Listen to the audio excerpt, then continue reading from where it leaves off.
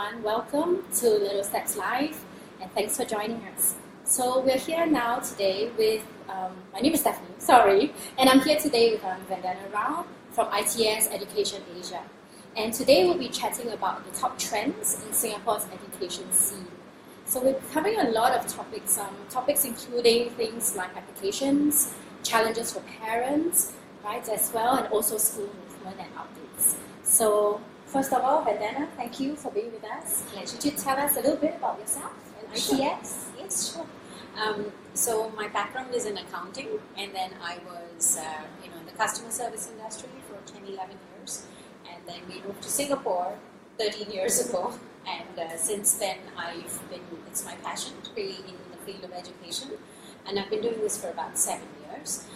ITS is a company that helps families find the right fit school for their children.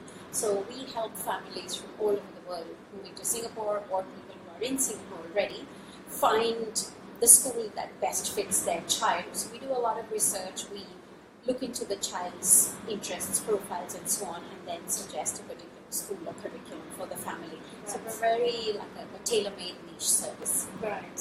So maybe to start off, can you tell us a bit about where Singapore is, like for example, in comparison to say 5 years ago? Where are we at?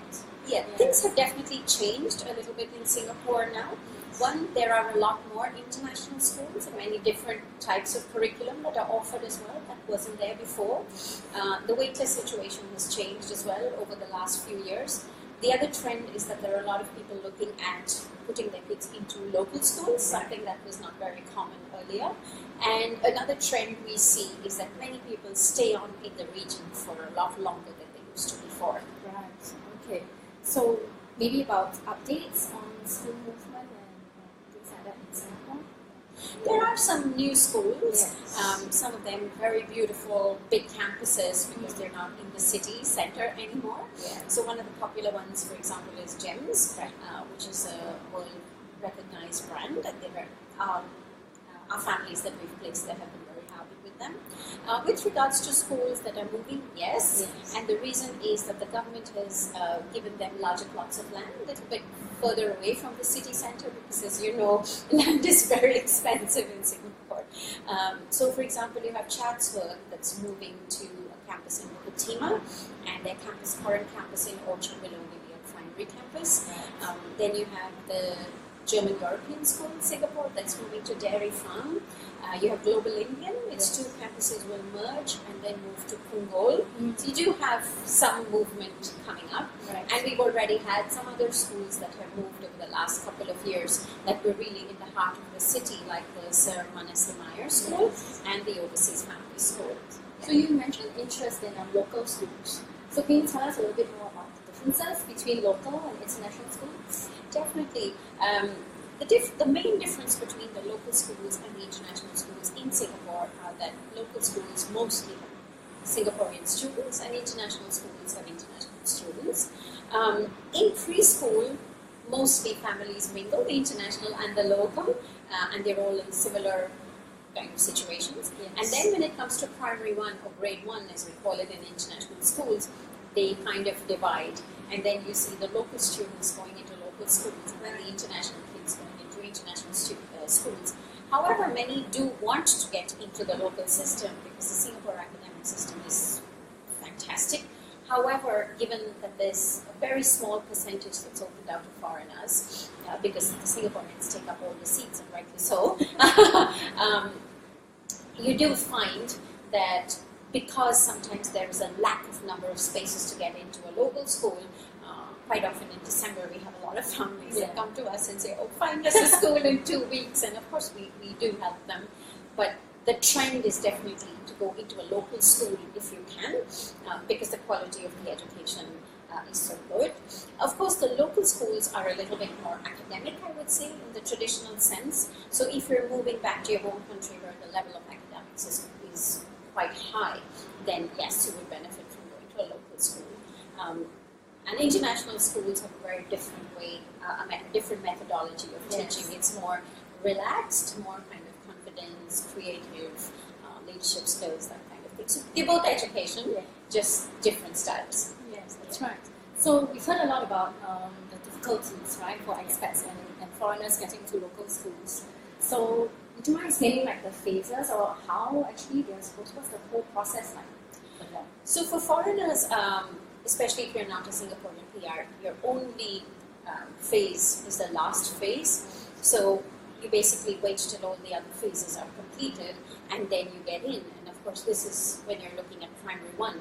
But if you're looking at, say, primary 2 upwards, there is the admissions exercise for international students, which is run by the Ministry of Education twice a year, once in October and once in March.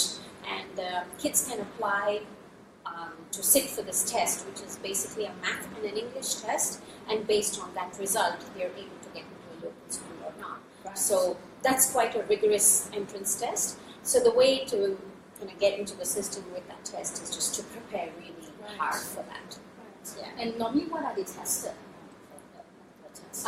Math and English. So you have one component in the morning, and then there's a break, and then there's a second component. So of course the duration varies. So if you're primary 2, it's a little bit shorter, and if you're in older grades, then it's a little bit longer, the test. Yeah. Okay.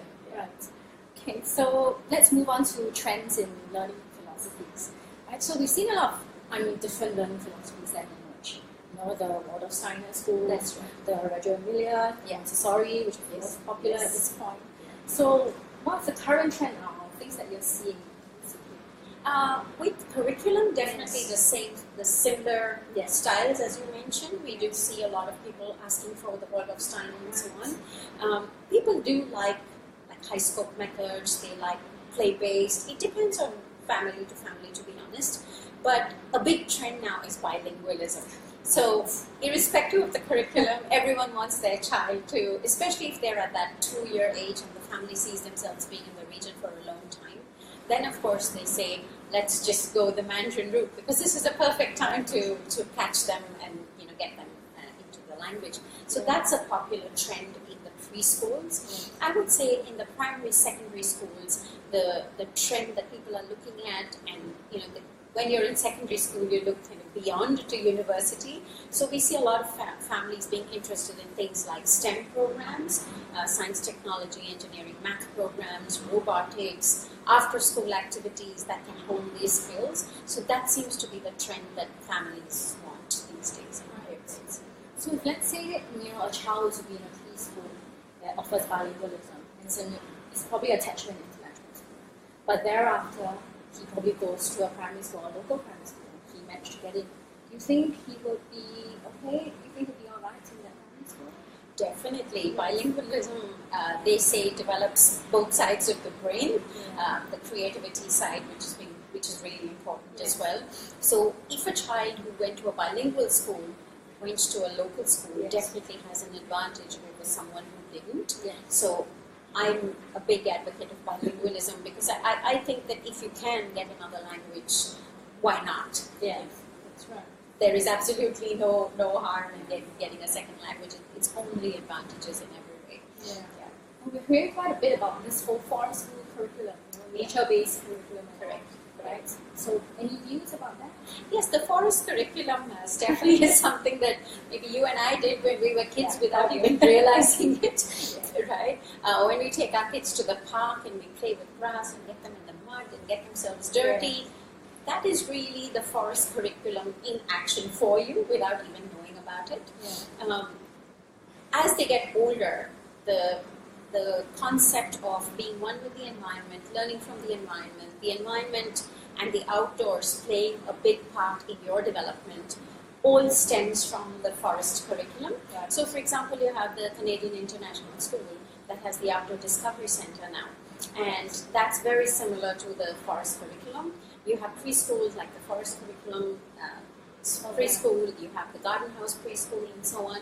And then as they get to be a little bit older, you have schools like United World College, for example, that does a lot of sustainability projects, projects that are related to being one with the environment and sustainability, things that really make the kids want to bond with nature, and that's really the forest curriculum in practice as they get older. So I think when we were growing up, we knew it under a different name. It's not branded as Forest. Absolutely. Yeah. It wasn't Forest School.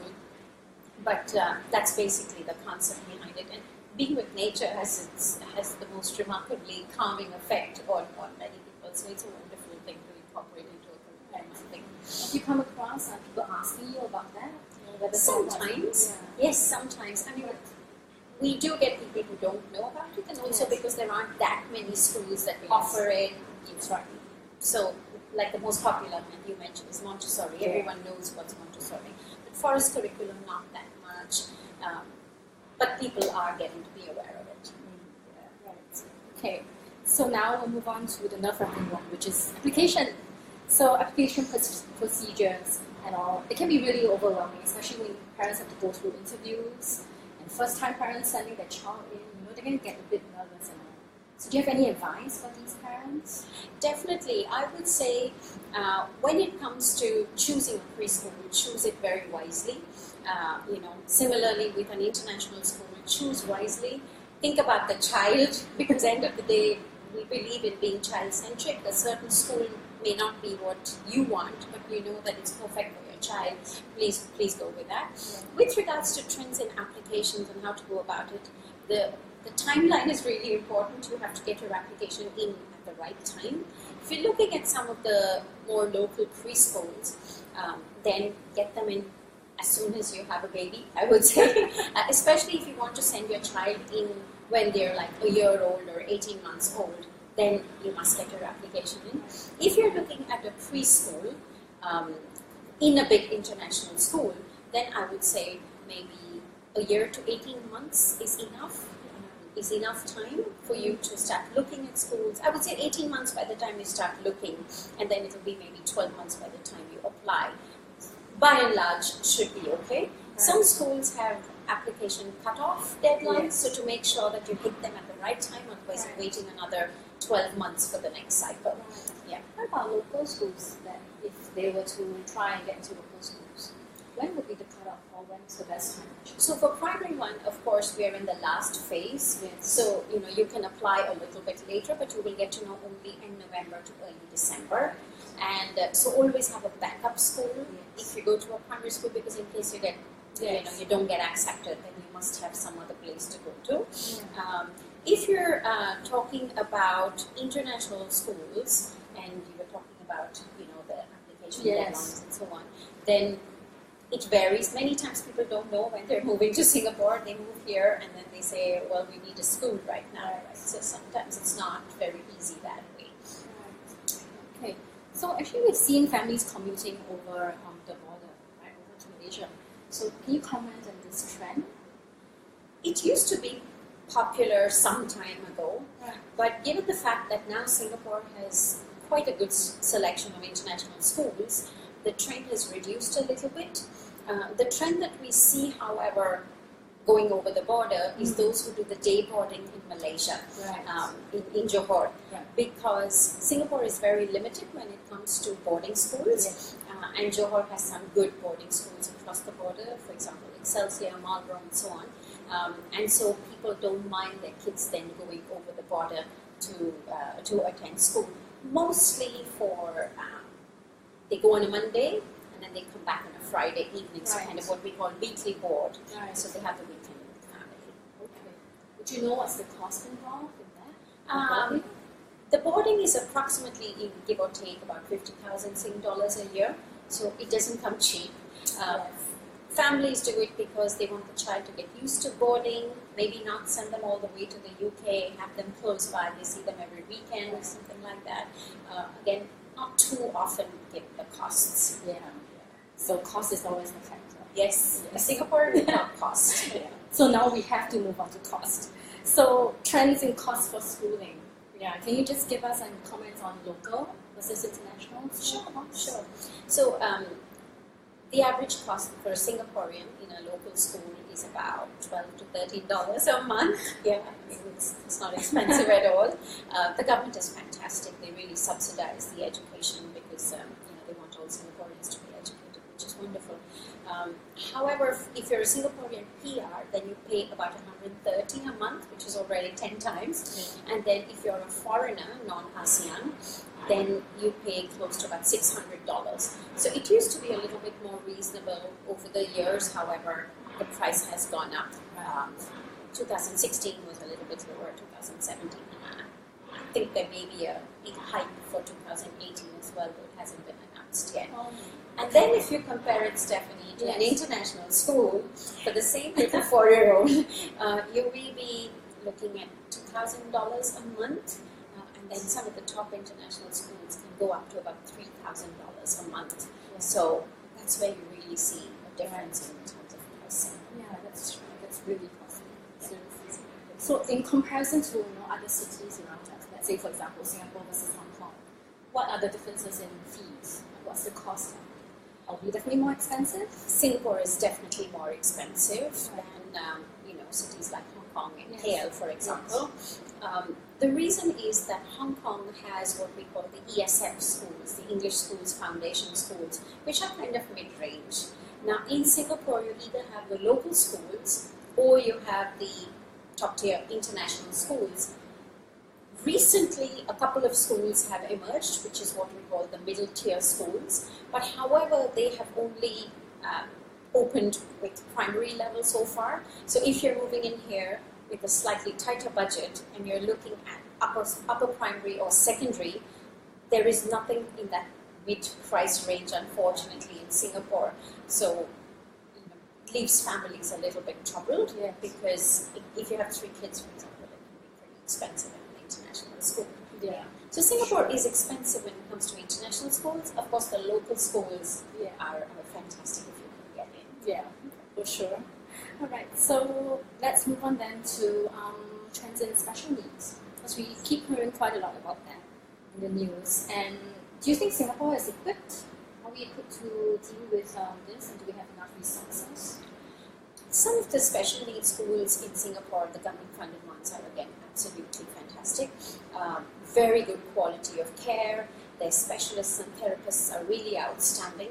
However, most of these spaces are for Singaporeans, followed by PRs, so you may have to wait a couple of years before you get your child in, if at all.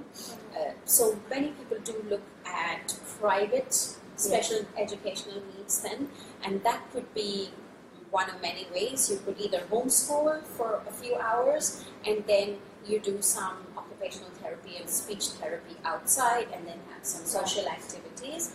The other way that people do it is actually send them to a school, a special educational needs school, where they spend most of their day. And many times all their OT and STs were covered within the curriculum time, so that's, everything's covered at that point in time. So the child comes home and it's just downtime, maybe the pool or, hang out with their siblings, something like that. So there are definitely choices available. There are small schools and there are the large schools as well. So depending on how much help the child needs, what level the child is at, the parent can choose accordingly. Right. But what are the costs involved? Do you know about the costs? They're similar to international schools. Oh, right. Yeah. If you go to a proper special educational needs international school, it costs about the same. Right. However, the occupational therapy and speech therapy is kind of all encompassed in that price. Yes. So it is what it is right. when it comes to costing for that. Right. So if we were to compare Singapore ourselves with other countries again around us, are we equipped with all these resources for special needs? Singapore is definitely on top of the chain when it comes to special educational needs in Asia. Yes. However, when you go to countries like the US, for example, the quality of their care is really outstanding. So sometimes we have to manage our clients' expectations with regards to that, because everything's government funded. But if you talk about the quality of the therapists, the quality of the care, we are really up there when it comes to special educational needs, for sure. Right. At a cost, but yes. But at least the quality. The quality is there, for sure. So then let's now move on with Singapore being an education hub, right? So a lot of parents are also making move decisions now between Singapore and Hong Kong. right? And of course, cost is one factor. But how would you say Singapore's education is, our offerings are different from those? I think when it comes to international schools, schools in Hong Kong and schools in Singapore are pretty similar. So in Singapore, of course, you have the IB curriculum, the British national curriculum, the American curriculum, the Australian curriculum, and so on. And similarly, you do in Hong Kong as well. In Hong Kong, they tend to be a little bit more reasonable, the cost, but also their facilities sometimes tend to be a little bit more limited because Hong Kong is so dense, densely populated. However, in Singapore, you'll have big schools, big campuses, playgrounds, football fields, swimming pools, running tracks, gymnastics, basketball, which is sometimes lacking in Hong Kong given the space. Curriculum-wise, they are the same. Price-wise, Hong Kong's a little bit more reasonable for sure, but to get into those schools, Hong Kong, it's really difficult to get into schools in Hong Kong, and then you have a debenture system for a lot of the schools, which need to be bought in advance to get in, and sometimes even those are full. Singapore's not that bad yet, but there are still some schools that are very, very popular and have some wait lists. So that's the difference between the international schools. With the local schools, Singapore schools and Hong Kong schools, we're not really comparing like for like, because the Singaporean schools, anyone speaking English could get in and thrive. However, in Hong Kong schools, most of the local Hong Kong schools are in Cantonese. So if you've never spoken it before, it doesn't make sense for you to go in there. It would be a bit of a struggle. So I think that's the difference. Whereas in Singapore, you can go to a local school and do very well. What do you think are our main challenges in the education sector in Singapore? I think we should be a little bit more creative in Singapore. Grades should be less important, and the child should be able to develop their own personality and find themselves. I think that would be one of the best things that we could do in not just Singapore, maybe the whole of Asia. If we just changed our mindset a little bit, that would be fantastic. Because with the creativity, with the entrepreneurial skills, with the leadership, confidence, comes the academic challenge. The academic challenge is dealt with anyway, So if we were a little bit more creative, then I think that would be wonderful. Looks like there's always our main challenge, I right? know. The whole creative part of it all, just stop with the grades and just let the kids explore. Absolutely, yes. And you and I know, coming from Asian school backgrounds, that academic results have been very important and have driven our goals. But it should be the other way around, I feel. So be creative and everything else will come. Right. Okay. So actually we can move on to one of the more frequent questions that we have from our readers and our audience. I think a lot, you talk about bilingualism, and a lot of parents are also thinking about sending their kids for Mandarin classes. Yes. Mandarin enrichment classes, or whether the bilingual schools are just enough. So does Singapore have enough resources? Do we have enough good centers and all? Yes, bilingualism is huge today, and bilingualism. By bilingualism, I mean fluent in both languages equally. Now, the challenge sometimes can be if a family doesn't speak Mandarin, for example, like a European family, but they want their kids to be bilingual, because when the child comes home, they get nothing at home. It's very different from, say, a French family going into a French bilingual school, because when they come home, they still get it, right? So bilingualism in Singapore, usually when we talk about it, we talk about Mandarin, and so many clients of mine have wanted their little kids to learn Mandarin, which I think is a great thing. It's wonderful that they can pick it up at this age and then take it further. Singapore does have schools that offer a great bilingual Mandarin program, starting from a very young age. For example, one of them is Eton House group of schools, and some of their schools are bilingual schools, which is really the way to go. There is Canadian International School, which was one of the pioneers of the program in Singapore, and they've got an excellent program. They've gone up to about upper primary now with their bilingual program, so it's obviously a success. Then you start with a few grades, and then every year it becomes more and more classes, because these children graduate and move into the next class. And then there are a few others as well that offer bilingual programs. Right. Okay. So, Vandana? Thank you very much. Thank you for chatting with us again today. And for all parents out there, we just hope that we have eased just a little bit of your worries, maybe about the application systems and all here in Singapore. And for parents that are registering their kids for local schools, the registration process is now. So just relax and breathe, and we really wish you all the best. So thank you for joining us at Little Steps. Thank you.